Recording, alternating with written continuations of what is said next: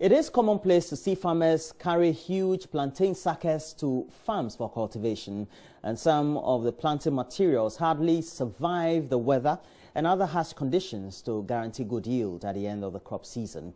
A scientific innovation, however, promises to end the farmers' woes and their losses to enable them reap the benefits of their labor. Kwesi Debra takes us on a journey on how scientists are now developing new varieties. 75-year-old Mami Nyako is a plantain farmer. Today, her friend Akosia is helping her to plant suckers.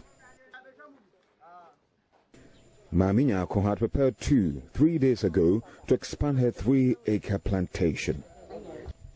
This sucker, for instance, is expected to bring forth 4 new plants. It takes 6 to 7 months to mature, she says. I can get 6 to 8 new plants from a sucker.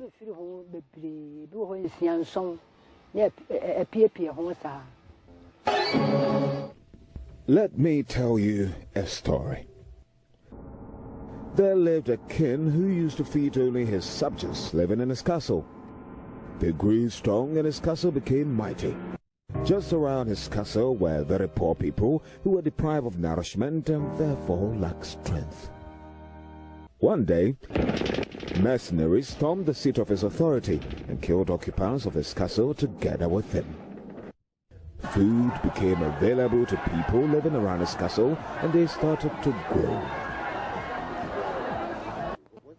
Meet beloved Mensa Jomeku, one of the mercenaries. In plantain, there is something we call apical dorminance. There is a hormone at the growing point which will not allow other daughter suckers to come while the mother is growing. So what we do is that we want to suppress that apical dorminance. So we remove a sucker, take off the leaf sheaths one by one till we get to the apical meristem, the growing point. Then we make knife incisions as a cross into it. Then we destroy the apical meristem. We destroy the growing point, which is the apical dorminance. We take this and we plant them in sawdust, ordinary sawdust. We cover it with transparent polish sheet. After 2 weeks, they start sprouting. In the 4th week, you go and just use your knife to pick them, the sprouts, and plant in poly bag, like a nursery. And from the 4th week, you'll be harvesting every week till the 8th week.